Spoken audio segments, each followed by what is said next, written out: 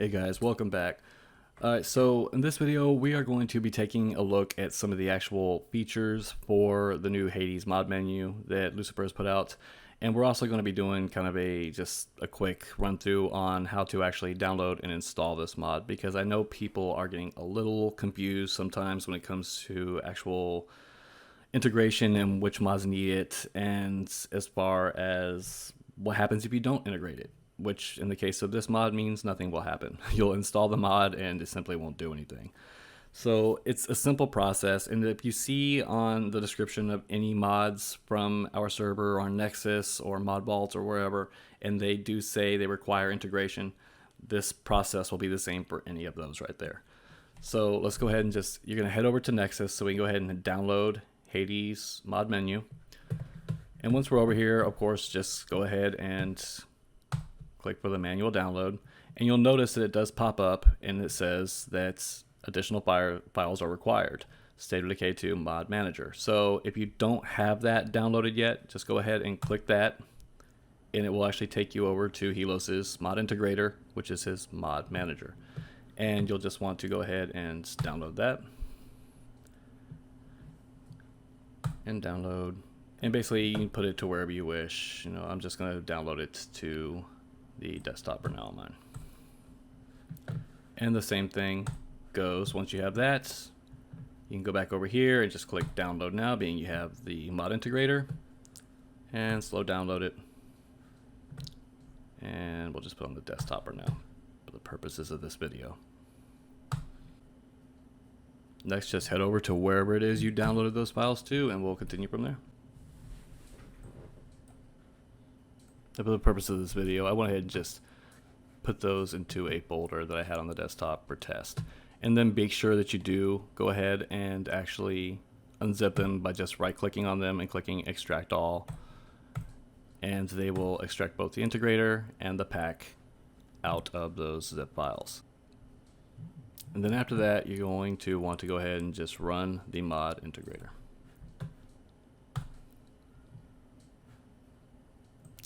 And it'll bring up, and as you can see, I do have some other mods already installed on here.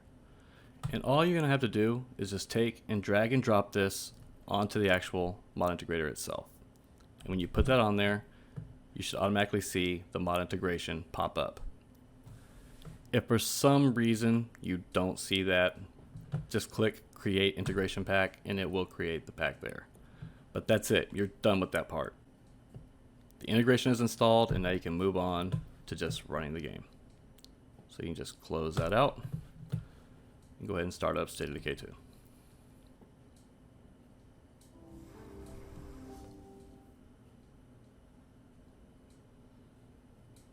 And as you can see, if you have the mod installed correctly, it will pull your gamer tag and welcome you to using his menu.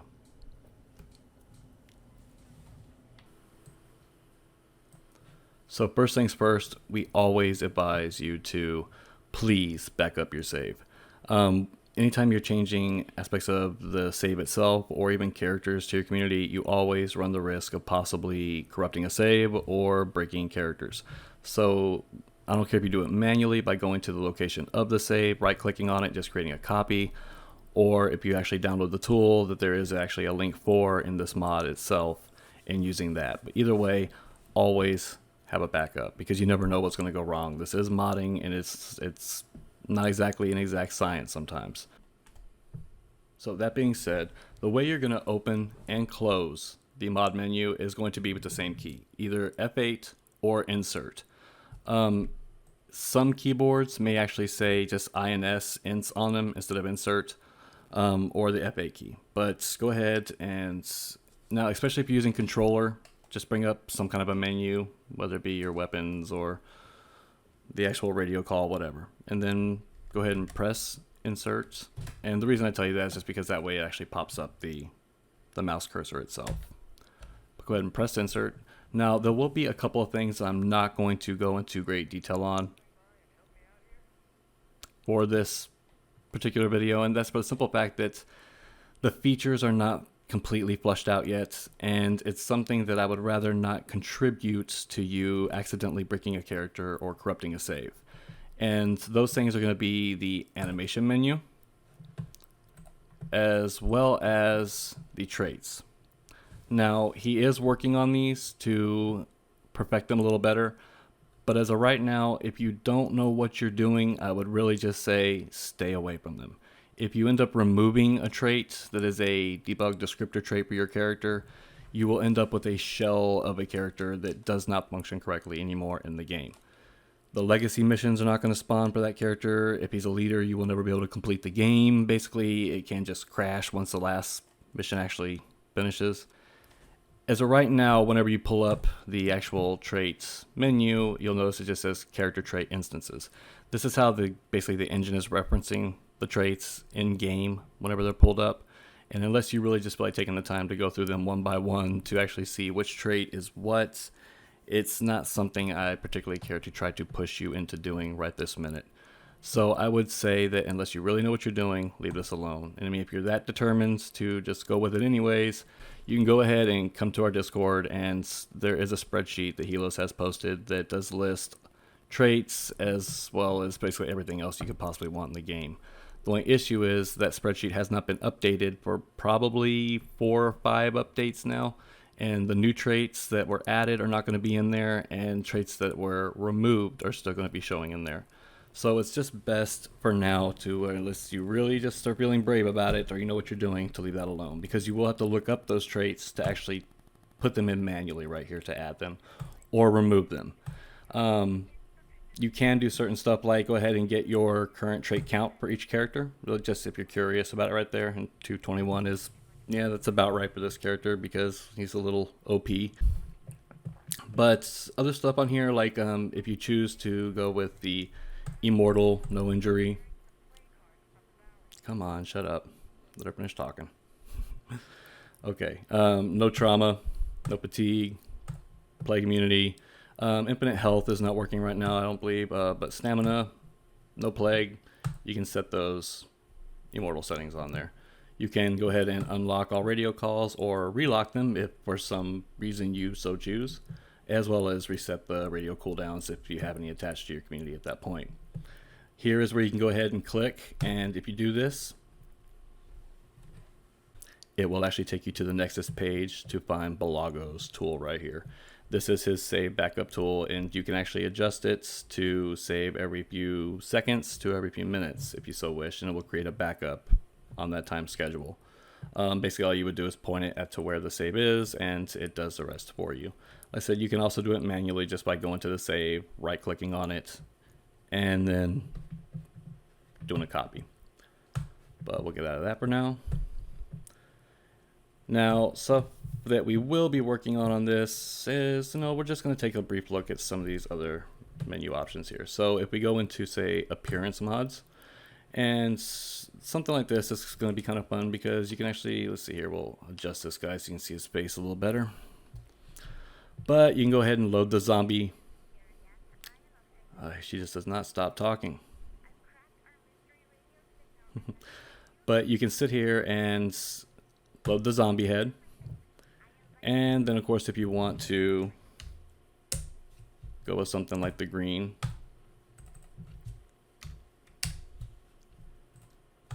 you can go ahead and load the green eyes as well and stuff like that too. When it comes down to anything that's aesthetic or cosmetic on this game, it's really something you'll have to play with to see what fits your style best and what you just like out of the options. This is very much like the dev menu, where as of right now, some of the features are not fully fleshed out, and if you push things too hard, you can cause problems. So just remember that. As I said, we're not going to be touching the animation menu right now. As far as debug options go, this is something that you might find interesting if you're actually looking into create mods in the future, or if you want to learn how hit detection works, the character size overall works, and stuff like that. If you go show capsule, you will notice that it shows basically a wireframe capsule around the character itself. This basically is showing you his size, everything that's going to be interacting within his little frame area right here, as far as hit detection goes and stuff like that. And if you wanted to increase the size of the character or enemies, then you would actually need to increase the overall capsule size as well to make sure that the hit detection and all that would go along with it. But I said this is something more along for people that are eventually looking to actually get into more of the engine side of it or making mods themselves. And of course, it actually says show all capsules, which will actually show capsules around the jugs and barrels and every other enemy in the game as well. Debug multiplayer, if you actually had other people in the game with you and you click that, it would actually show the other people's names here as well and stuff like that. The frame ping counter is something that's also available on the dev menu. But you can click on debug health and it will show the character's current health. And yes, he is, like I said, he's OP. He's been eating his Wheaties, so you know, don't judge. If you go to fun, you can do stuff like get a pet mini chopper, because, you know, I mean, who hasn't wanted one in the past? You know, some things are just nice because you can do them. But if you actually want to detach this, you can basically, if you want, you can just change characters.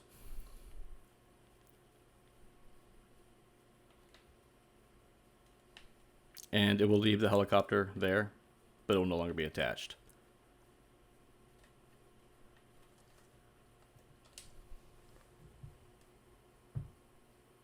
The smaller character and bigger character buttons on here, they do tend to respawn your character at a rather high distance whenever you use these. They do function, just be careful with them. It's best if you have something like the feather float mod installed. That way if it spawns your character kind of up in the sky, you don't have to worry about incurring damage or something like that whenever you fall or killing your character or something like that. Explosive rounds, I believe he said, only is working for the first round when it fires right now, but I think it's something he will perfect in the future, so just keep checking back. And like I said, when it comes to these, we will get into these whenever, you know, he gets a little more fleshed out as far as the list goes and everything like that. Now for something like this right here, if you were to actually open up the asset for, say, the radio calls for health or stamina regeneration, they would look just like this inside of those assets if you wanted to adjust them. So basically, if you want to set the recovery amount total, we'll just say, you know, 999. And then how much health do you want that recovering every second? You can go, say, 100 if you want. And the full duration that it's going to do that regeneration for. So we'll just say 30 seconds. And then if you go to like apply painkiller, you'll notice that that is now active. And for the next 30 seconds, it will be recovering 100 health with a total amount of 999. Zombies killed, just like in the community editor, this will actually show how many zombies that character has killed. If you want to add that number, add to that number, you can go ahead and type it in right here or change the standing. Recruit followers is something that does work. So if we activate this and then find some people on our map to go recruit, see, we'll go over here and let's just head over there real quick so we can show you how this functions. All right, so this can be a little sensitive about how you're aiming at the characters themselves. So basically you just want to have the character aiming at them and then press F.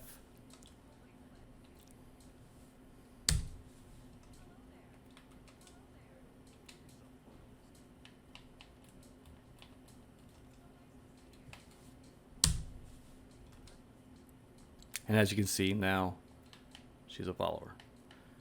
Same thing goes for her.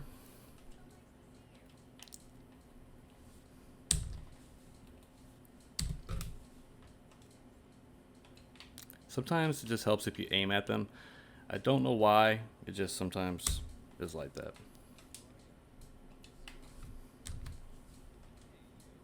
See, him is just not wanting to look onto here. Let's see.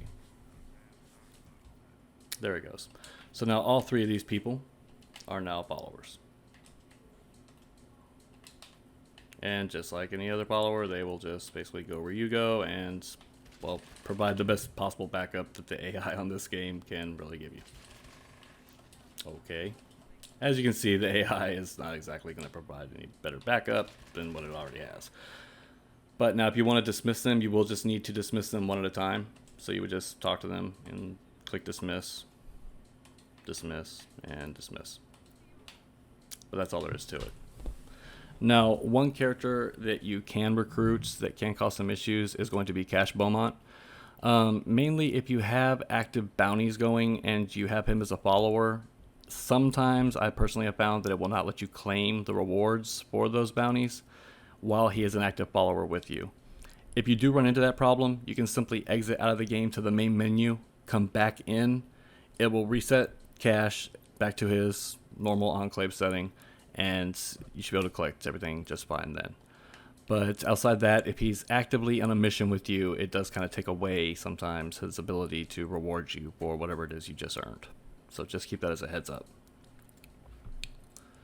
Now, let's say we wanted to go back to where we just came from, our little safe zone over there, and we want to use the teleport menu. Teleport works fine, but you do need to just use it cautiously, because remember that the farther away from where you want to spawn, then it can possibly cause you to fall through the earth. Now, the reason for that is when you are spawning somewhere that is within, say, around the tether radius you would normally see for multiplayer, that part of the world is already built, so it's there. Everything's pretty much spawned in, and it's ready for you to go. So just coming over to a location like this right here where we just came from, and clicking teleport will bring you right in. No problems at all. But if you wish to, say, come over, say, halfway across the map to, we'll say, this base over here,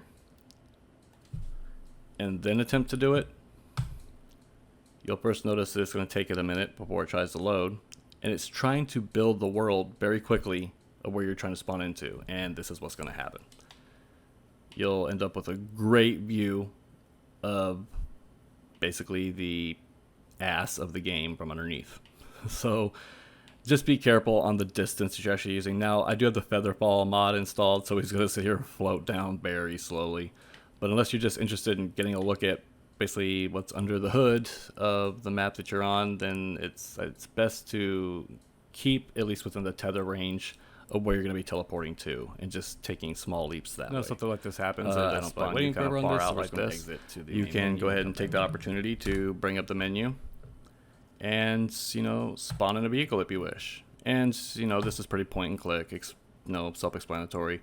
Just pick whichever one you want and click spawn vehicle, and there you go. Now, I would advise to not be standing in the same spot if you try to spawn in another vehicle, because this game's physics can be a little, well, as you can see, wonky. So just be careful with it. Most of the time, if you spawn two on top of each other like that, the physics are going to basically have a heart attack and fling the vehicles off the map somewhere else.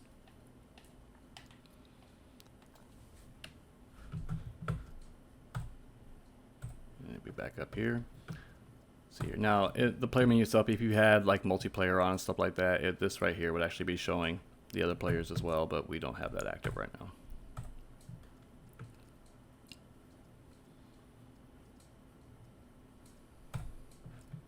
Now, the world menu here is something that is fun to play with. If you want to see basically how the layers of the game and the meshes and the actual actors for the game actually all work. You can also change the time of day right here, as well as the actual length of the day-night cycles, or freeze time if you so wish. The day-night cycles work on a 90-minute rotation, so it's 90 minutes for daytime, 90 minutes for nighttime. And you can lengthen or shorten that as you see fit right here to see what kind of matches your style.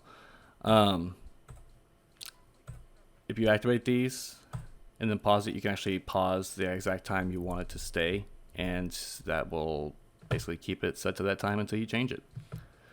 Now, let's see here. Let's get to a better position so we're looking at some stuff.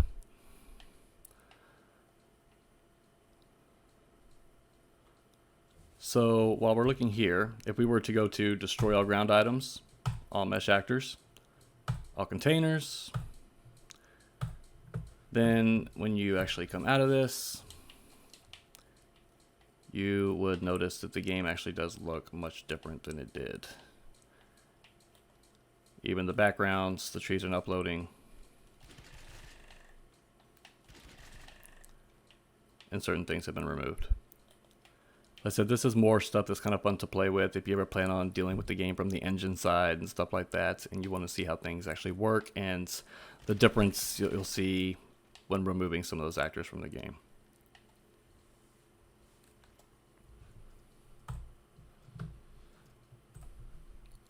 And the zombie menu, of course, is going to be where you can spawn in zombies or change their size and stuff like that. So now, of course, you can just spawn in some regular Zeds if you want.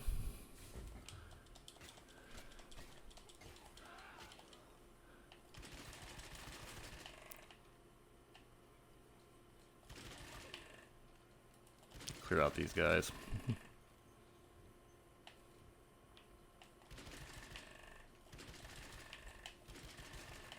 All right. Or if you wish to get a little more creative with it, say go 1.5, 1.5, 1.5, and then say we'll do some Bloodblade Juggernauts and spawn these guys in.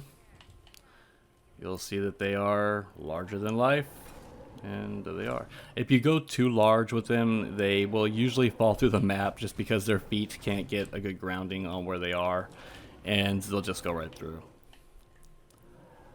But if you keep them something like this, you can still hit them and see that belly jiggle like jello and have some fun with it. As you can see, they have trouble hitting you because the hitbox is a little small for what their animation is actually set to do.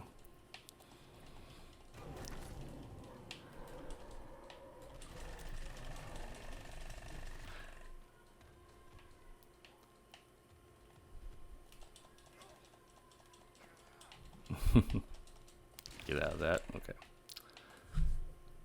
Now another thing that you'll notice on here is the actual Haven protection. So this will activate the Haven protocol attached to your character as opposed to the base. So basically anywhere you go, you will have the protection of the Haven effect, including this barrel right there.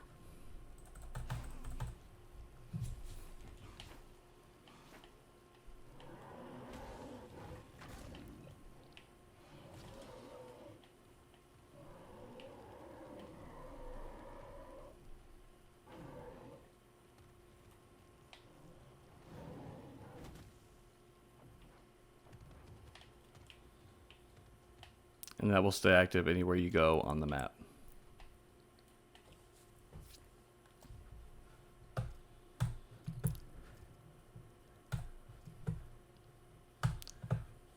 Weapon mod menu. Now this is going to be just like anything else. You have to play around with it, see how you really want to basically affect your weapon that you're using and stuff like that. Just like with the community editor, it's something that you'll just have to have a personal preference on and just kind of play around with it. You can also, if you so wish, break the weapon you have, half broken, repair the gun, or load the actual ammo from inventory.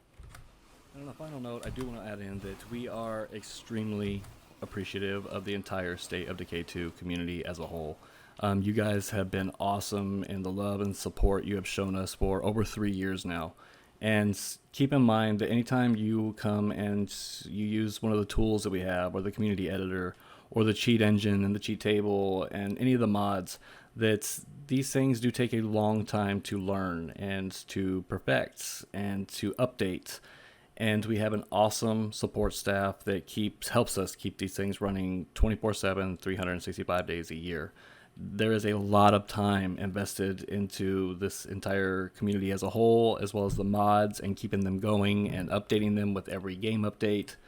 And it takes a lot of time out of people's personal lives.